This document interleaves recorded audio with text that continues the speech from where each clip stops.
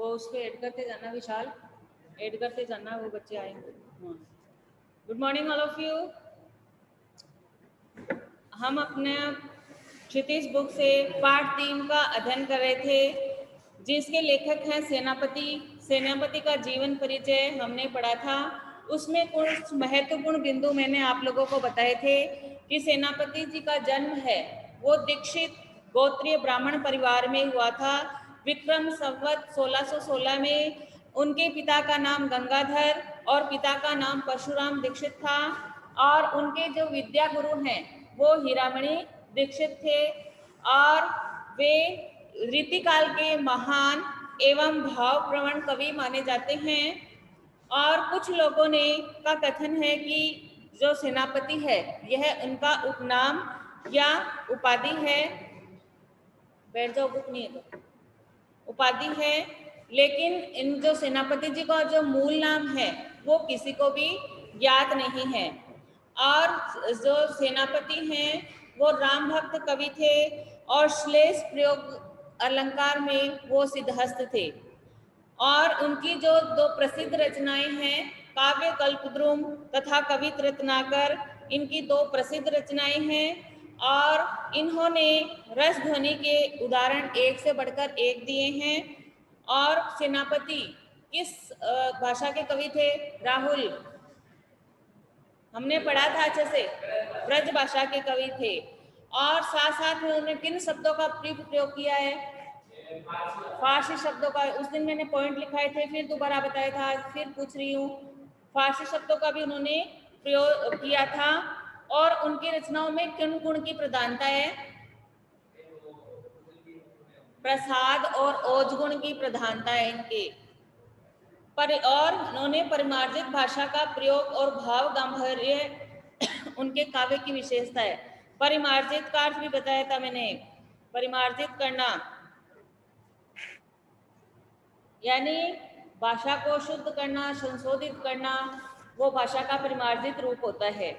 हमने जो सेनापति का जो ऋतु वर्णन है उसका एक भाग पढ़ लिया था।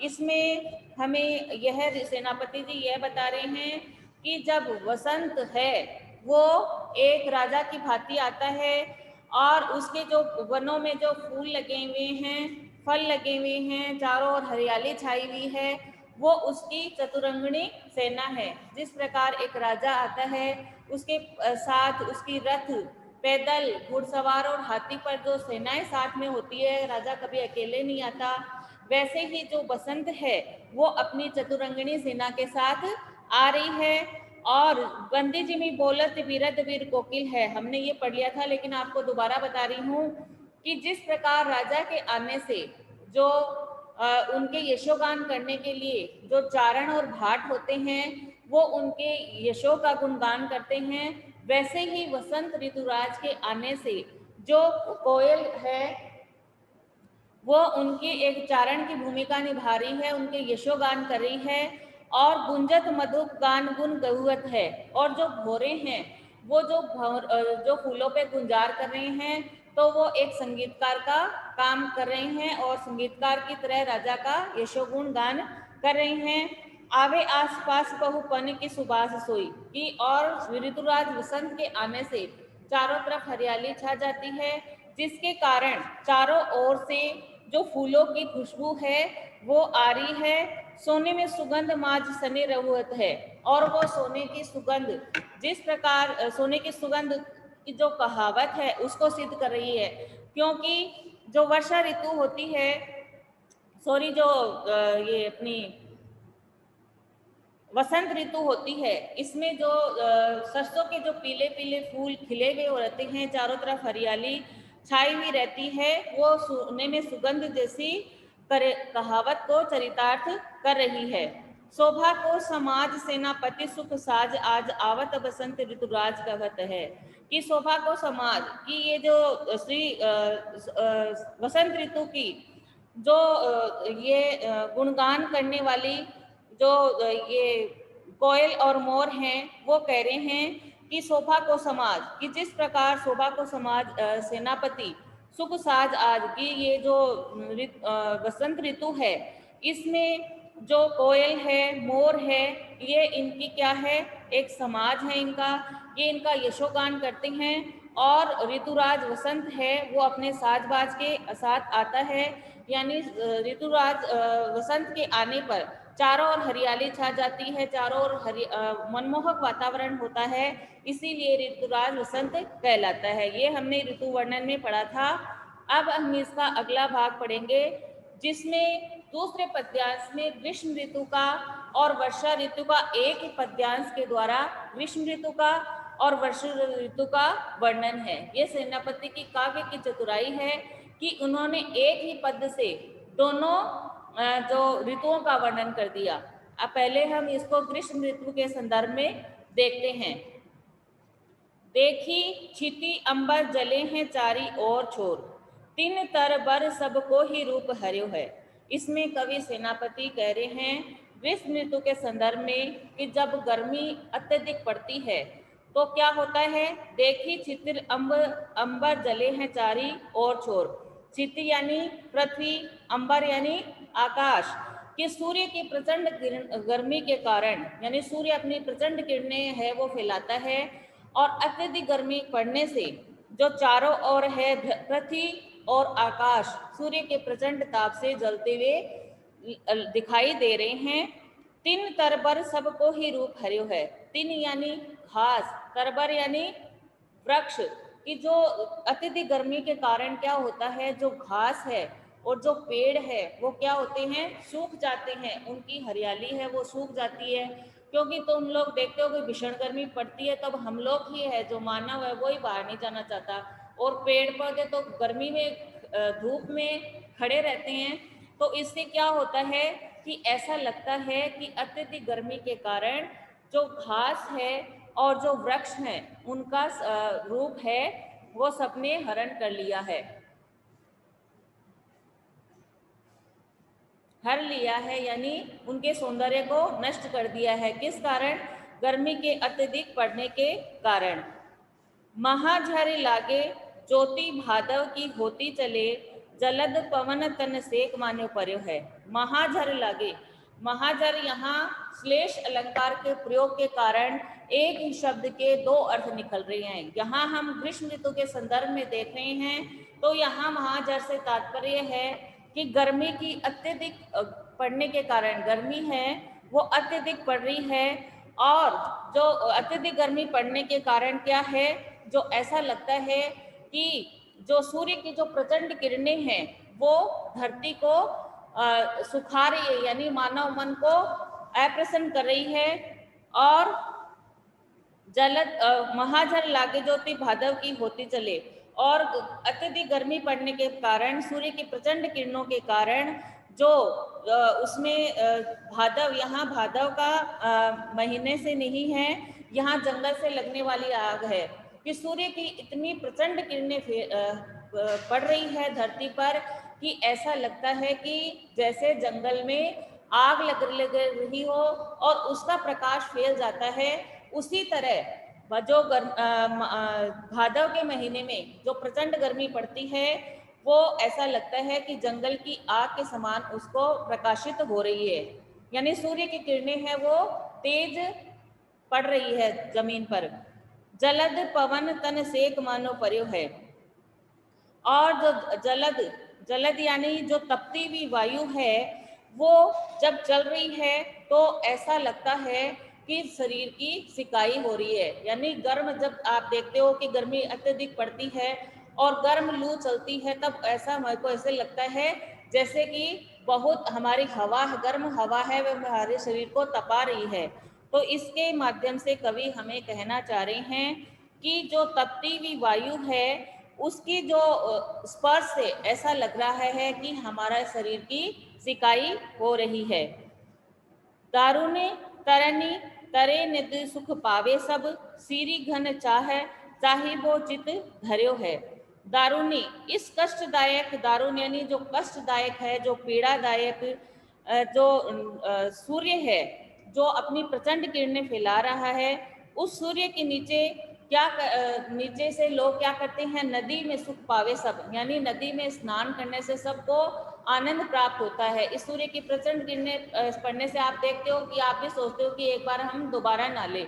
सूर्य की जब अत्यधिक गर्मी पड़ती है तब हमें ऐसा लगता है कि हम कहीं किसी ठंडे स्थान पर चले जाए या पानी में रहे, तो लोगों गर्मी से बचने के लिए क्या करते हैं, नदी में स्नान करना चाहते हैं। सीरी घन चाह चाही वो चित धर्यो है। सीरी घन यानी जो लोग है वो प्रचंड गर्मी से बचने के लिए क्या करना चाहते हैं, जो बादलों की छाया है उसके नीचे जाना चाहते हैं और आनंद प्राप्त करना चाहते हैं। यानी जो बादलों के नीचे या फिर वृक्षों के नीचे जाकर गर्म हवा से अपने को बचाना चाहते हैं। देखी चतुराई सेनापति कविताई की जो ग्रीष्म विषम वर्षा की सम कर्यो है। से कवि सेनापति कहते हैं कि यह उनकी काव्य कुशलता का ही परिचय है, या उनकी काव्य कला की ही उनकी काव्य कुशलता ही है कि उन्होंने ग्रीष्म विषम वर्षा की सम करे है, कि उन्होंने ग्रीष्म ऋतु के वर्षा के समान कर दिया है। ये उनकी किसी अन्य कवियों से वे कहना चाह रहे हैं कि ये उनके काव्य की कुशलता है कि उन्होंने ग्रीष्म ऋतु को वर्षा ऋतु के समान कर दिया है। और इसी में अभी हम ग्रीष्म का पढ़ रहे हैं, तो उन्होंने वर्षा ऋतु को ग्रीष्म ऋतु के समान कर दिया। यह उनकी काव्य करने की, काव्य कला की चतुराई है। ये पहले हमने पढ़ा था इसको ग्रीष्म ऋतु के संदर्भ में, अब हम इसको पढ़ेंगे वर्षा ऋतु के संदर्भ में। ये एक ही जो पद्य है इसमें कवि सेनापति ने ग्रीष्म ऋतु का भी वर्णन किया है और वर्षा ऋतु का भी वर्णन किया है। तो हमने अभी इसको ग्रीष्म ऋतु के संदर्भ में पढ़ा था, अब हम इसको वर्षा ऋतु के संदर्भ में पढ़ते हैं। देखी छीती अंबर जले हैं चारी और छोर तीन तरबर सबको ही रूप हरे है। इसमें कवि सेनापति वर्षा ऋतु का वर्णन करते हुए कहते हैं कि जब वर्षा आती है या तो क्या होता है, चारों ओर अंबर यानी क्या होता है, आकाश, आकाश से जो बारिश होती है उससे पृथ्वी है, पृथ्वी के चारों ओर पानी ही पानी फैल जाता है। यानी चारों बारिश होने से सब तरफ पानी हो जाता है। तो लेखक कवि सेनापति कह रहे हैं, देखे चित्ती अंबर जले हैं चारी ओर चोर, कि बारिश के मौसम में वर्षा होने पर जो पृथ्वी है और आकाश है उसके चारों ओर पानी ही पानी हो जाता है। तीन तरबर सबको ही रूप हर्यो है। और जो तिनके हैं और जो वृक्ष हैं, घास है, फल फूल है, वो बारिश होने से सारे जो ग्रीष्म ऋतु के कारण मुरझा गए थे और या सूख गए थे, जो उनका ग्रीष्म ऋतु ने उनका रूप हरण कर लिया था, वो सब अब हरे हो जाते हैं। क्यों? क्योंकि बारिश पड़ने से उनका जो रूप सौंदर्य नष्ट हो गया था, उनको पानी मिलने से फिर वो हरे हो जाते हैं। अब हम किसका वर्णन पढ़ रहे हैं राहुल? इसमें पहले हमने ग्रीष्म ऋतु का पढ़ा था, अब किसका पढ़ रहे हैं?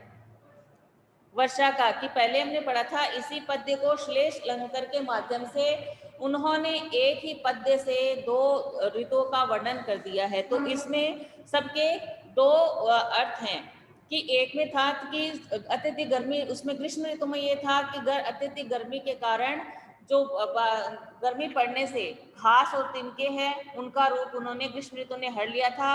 अब हम इसको वर्षा ऋतु के संदर्भ में पढ़ रहे हैं, तो इसका मतलब ये होगा कि वर्षा के कारण जो पृथ्वी आकाश के चारों ओर जल ही जल है, तीन तरबर सबको ही रूप हर्यो है, और जो तिनके हैं, घास है और वृक्ष है, उनका सब का रूप है वो सुंदर हो गया, यानी वो पानी मिलने से वो हरे हो गए हैं।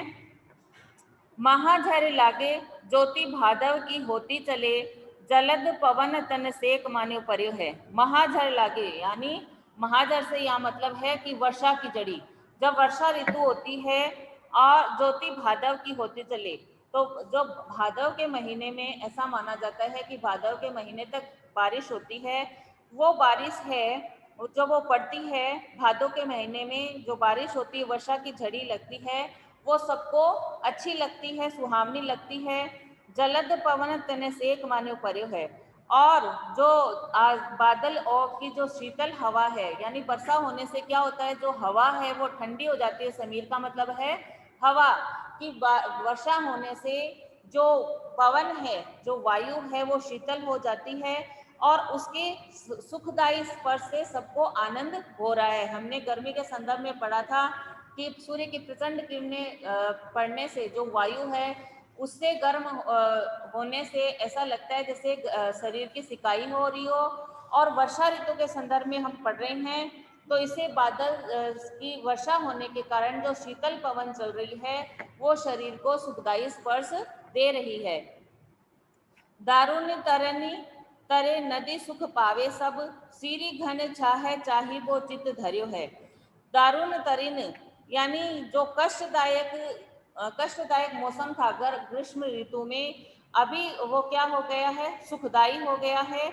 और लोग क्या करते हैं, दारुण तरिन तरे नदी सुख पावे सब, कि जो अत्यधिक वर्षा हो रही है और जो तरनी यानी जो इसका यहाँ पर है मतलब है सूर्य, एका करने का मतलब गर्मी के संदर्भ में होगा सूर्य और सर्दी में नाव से, कि लोग हैं वो अत्यधिक वर्षा होने के कारण क्या करना चाहते हैं कि नदी से नाव से नदी को पार करना चाहते हैं।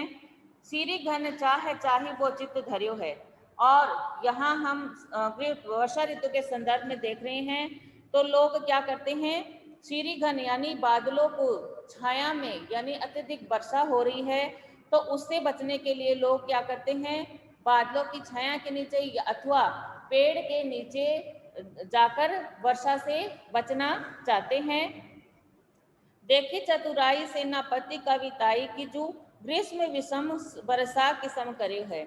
इसमें कवि सेनापति कहते हैं कि है उन्हें उनकी काव्य कुशलता की चतुराई है कि उन्होंने वर्षा ऋतु को ग्रीष्म ऋतु के समान बना दिया है और वर्षा ऋतु को ग्रीष्म ऋतु के समान और ग्रीष्म को वर्षा ऋतु के समान बना दिया है। या उन्होंने एक ही पद्य के द्वारा किसका वर्णन किया है, वर्षा ऋतु का और ग्रीष्म ऋतु का।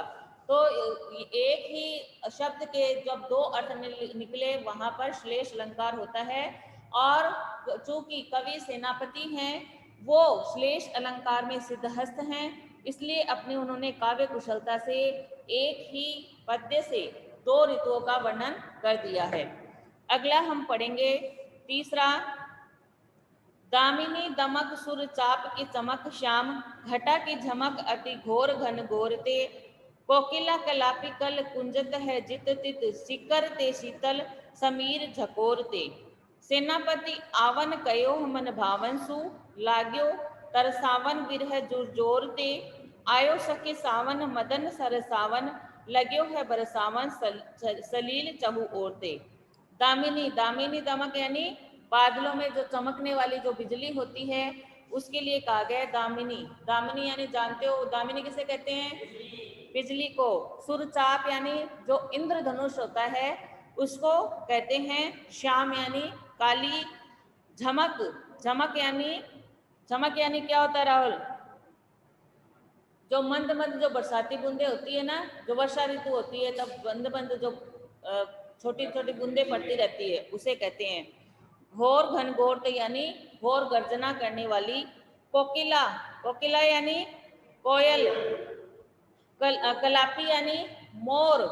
कुंजत है यानी बोलते हैं। जित तित यानी उधर उधर। सीकर यानी जो जल की बूंदे होती है उसे कहते हैं सीकर। समीर यानी हवा। झकोर यानी झोंका।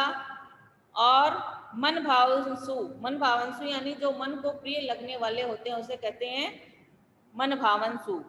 विरह जोर यानी जो योग रूपी जो ज्वर होता है उसे कहा गया है। और सरसावन, मदन, मदन यानी कामदेव। और सलील यानी पानी, सलील यानी पानी। अब हम इसका तीसरा पढ़ते हैं, ऋतु वर्णन का तीसरा पढ़ते हैं। दामिनी दमक सुरचाप की चमक श्याम, घटा की झमक अति घोर घनघोर थे। इसमें कवि सेनापति कह रहे हैं कि एक सखी है वो अपनी दूसरी सखी से कह रही है कि हे सखी, अब श्रावण मास आ गया है। श्रावण मास आने पर देखते हो कि अपने ऐसा माना जाता है कि श्रावण मास होता है वो वर्षा ऋतु का मास होता है, महीना होता है। तो एक सखी है वो अपनी दूसरी सखी से यानी दूसरी सहेली से कह रही है कि हे सखी देखो, सावन मास आ गया है और दामिनी दमक, जो बादलों में चमकने वाली जो बिजली है वो अब चमकने लगी है सूर्यचाप के समक्षाम। और जो सूर्यचाप यानी जो इंद्रधनुष है वो अपनी छटा को बिखेर रहा है। श्याम यानी काली कि जो हे सखी, अब सावन मास आ गया है और बादलों में चमकने वाली बिजली है वो चमकने लग गई है और सूर्यचाप की चमक और जो इंद्रधनुष है वो अपनी शोभा को बिखेर रहा है। घटा की झमक अति घोर घन घोर थे। घटा की झमक यानी जो बरसाती जो मंद मंद बरसाती बूंदों की जो ध्वनि है वो चारों ओर सुनाई दे रही है। अति घोर घनघोर थे और वो बादल है वो घोर गर्जना कर रहे हैं। यानी आप देखते हो जब बारिश आती है तो जो बादल है वो गर्जन करते हैं। तो वो सखी कह रही है कि अब सावन का महीना आ गया है, बादल है, उन बादलों में बिजली चमकने लग गई है, इंद्रधनुष अपनी शोभा बिखेरने लग गया है और जो बरसाती जो बूंदों की जो ध्वनि है वो सुनाई दे रही है और बादल गर्जन करने लगे हैं। सखी सावन का महीना आ गया है। कोकिला कलापी कल गुंजत है जित तित, शिखर ते शीतल समीर के झकोरते। कोकिल और जो श्रावण मास के आने पर जब बारिश होती है तो कोयल है वो कोयल और मोर अपनी मधुर ध्वनि के साथ इधर उधर बोल रहे हैं। आप लोग देखते हो कि वर्षा ऋतु आने पर मोर है वो प्रसन्न होकर नाचने लगता है, अपने पंखों को फैला लेता है और नाचने लगता है। तो और जो कोयल है वो बोलने लग जाती है क्योंकि उसे वर्षा ऋतु आने पर अच्छा अनुभव होता है, आनंद अनुभव होता है। इसलिए मोर है वो अपने पंखों को फैलाकर नाचने लगता है। तो वो सखी अपनी दूसरी सखी से कह रही है कि कोयल कोकिला कलापी कल गुंजत चित चित, कि कोयल और जो मोर हैं वो अपनी मधुर स्वरनी में इधर उधर बोलने लग गए हैं। शिखर ते शीतल समीर के झकोर ते, झकोर यानी बताया था अभी झोंका, कि शीतल यानी जल की जो बूंदे, कि जो वर्षा ऋतु होती है और जल की जब बूंदे धरती पर गिरती है तो उससे जो हवा चलती है वो क्या हो जाती है, ठंडी हो जाती है। ठंडी हो जाने से वो हमारे शरीर को क्या लगती है, शीतल लगती है, सुखदायी लगती है, हमें अच्छा अनुभव होता है। तो वो कह रही है कि जो पवन के झोंके हैं यानी हवा के झोंके हैं वो ठंडी ठंडी अपने मन को प्रसन्न कर रहे हैं। सेनापति आवन कयो है मन भावन सु, लाग्यो तरसावन विन जोर तो, की हे सेनापति कह रहे हैं कि हे सखी मन आवन कयो मन भावन सु, कि मेरे मन को जो प्रिय लगने वाले, इसको हम श्री कृष्ण के संदर्भ में भी दे सकते हैं कि हे सखी जो मेरे प्रिय हैं कृष्ण हैं वो मेरे को आने के लिए कहकर गए थे कि जो सावन का मास महीना आएगा तब वो आ जाएंगे, लेकिन वो आए नहीं है। इसलिए लाग्यो तरसावन विरह जोर जोर, इसीलिए जो वियोग रूपी विरह ज्वर है, जो विरह की वेदना है वो मेरे को तड़फा रही है। यानी उनके जो प्रियतम है या जो कृष्ण माने उनको आने के लिए कह गए थे और वो आए नहीं है, तो उनको जो वियोग रूपी जो पीड़ा है वो उनको तड़फा रही है। आयो सखी सावन मद मावन मद मदन सरसावन, लग्यो है बरसावन सलील चहु ओरते, कि हे सखी सावन है जो वो आ गया है और जो मेरे प्रिय से मिलने की जो इच्छा थी वो उदित हो रही है। लग्यो है बरसावन सलील चहु ओरते, और पानी चारों ओर से जोर से बरसने लगा है। लेकिन मेरे जो प्रियतम है या मेरे जो कृष्ण है वो मेरे से मिलने के लिए कह गए थे, लेकिन वो आए नहीं है। और इस बरसात ऋतु में मेरे प्रिय मिलन की इच्छा है वो बढ़ती ही जा रही है और चारों ओर पानी फैल गया है। तो कवि सेनापति इसके माध्यम से बताना चाह रहे हैं कि श्रावण मास में जो एक नायिका है या प्रेमिका है वो अपने पति का आने का इंतजार करती है। अगला पढ़ते हैं अपना। शीत को प्रबल सेनापति कोपी चढ़्यो दल, निर्बल अनल गयो सुर सिर राई के। इसमें कवि सेनापति कहते हैं कि ऐसा लगता है कि शीत ऋतु ने अपनी शक्तिशाली सेना से जग जीवन पर क्रोधित होकर चढ़ाई करती है। शीत को प्रबल सेनापति कोपी चढ़ी दायदल, कोपी यानी क्रोध करके चढ़ाई यानी चढ़ाई कर दी है या आक्रमण कर दिया है। शीत यानी शीत ऋतु होती है, जो ठंड की ऋतु होती है। कवि सेनापति कह रहे हैं कि ऐसा लगता है कि शीत ऋतु की जो शक्तिशाली सेना ने जग जीवन पर क्रोधित होकर चढ़ाई कर दी है या आक्रमण कर दिया है। आप लोग देखते हो क्या हुआ कि अत्यधिक जब सर्दी पड़ती है तो सब लोग ठंड से बचना चाहते हैं और इधर उधर छुपते हैं। तो वो कह रहे हैं कि शीत ऋतु, ऐसा लगता है कि शीत ऋतु की जो शक्तिशाली सेना ने जग जीवन पर क्रोधित होकर चढ़ाई कर दी है।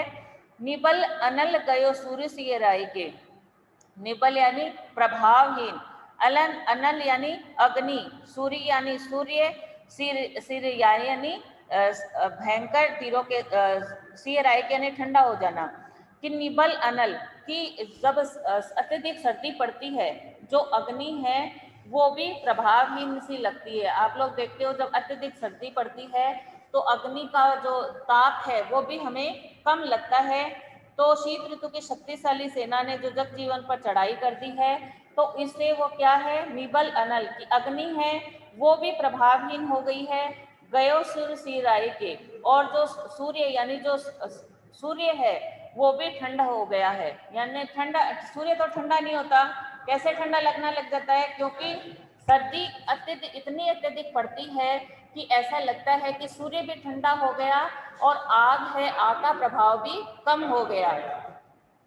हिम के समीर कई बरसे विषम तीर, रही है गरम बोन कोनन में जाए के। हिम के समीर यानी बर्फ जैसी जो ठंडी पवन ही शीत ऋतु की प्रबल सेनापति। हिम के समीर यानी जो बर्फ जैसी जो ठंडी हवा चलती है, तो वो ऐसा लगता है 23 वर्षे विषम तीर, कि वो भयंकर तीरों के समान लगती हैं। कि जैसे एक राजा होता है वो अपने शत्रु दल का कैसे करता है दमन, अपने तीरों के द्वारा, वैसा ही जब अत्यधिक सर्दी पड़ती है तो जो बर्फ जैसी जो ठंडी हवा चलती है वो ऐसा लगता है मानो वो अपनी भयंकर तीर बरसा रही हो। रही है गरम होन कोनन में जाके, और रही है गरम होन, होन यानी घर में, और ठंड से बचने के लिए जो गरम है वो भी ऐसा लगता है कि वो भी किसी गर्म होने यानी भवन के घर के कोने में जाकर छिप गई है। कौन? गर्मी। ऐसा लगता है अत्यधिक सर्दी पड़ने से ऐसा लगता है कि गर्मी भी किसी घर में आउट हो गया, कि रही है गरम बोन कोनन में जाके, और ऐसा लगता है कि अत्यधिक सर्दी पड़ने से ऐसा लगता है कि सर्दी से बचने के लिए जो गर्मी है वो किसी घर के कोने में जाकर छिप गई हो। धूम नैन बहे लोग आगी पर गिरे रहे, हिये सो लगाई रहे नेक सु लगाई के। और जब लोग क्या करते हैं, सर्दी से बचने के लिए क्या करते हैं, अलाव जला लेते हैं। तो अलाव जलाने से वो धुएं के पास बैठे रहते हैं और उनके आंखों से आंसू बहने लग जाते हैं। धूम नैन बहे लोग आगे पर गिरे रहे, लोग सर्दी से बचने के लिए क्या करते हैं, आग जलाकर बैठ जाते हैं और उनके आंखों से धुएं के कारण उनके आंखों से आंसू बहने लगते हैं।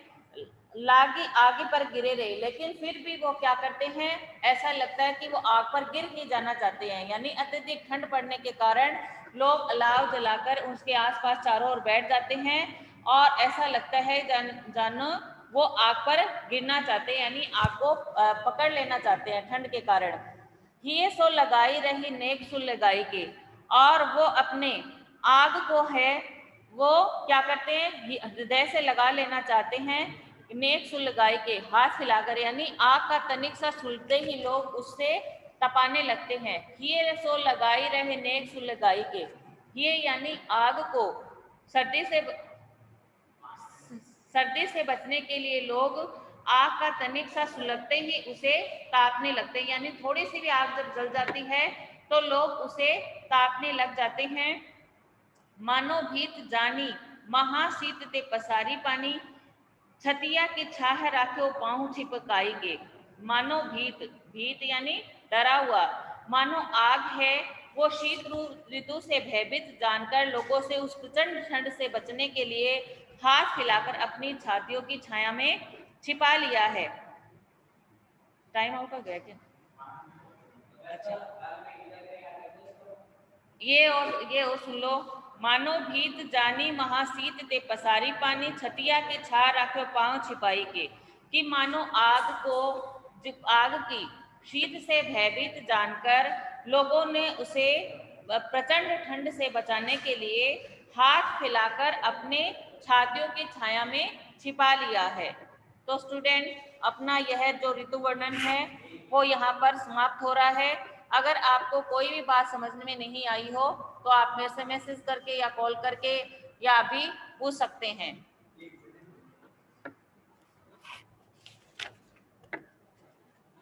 करती हूँ।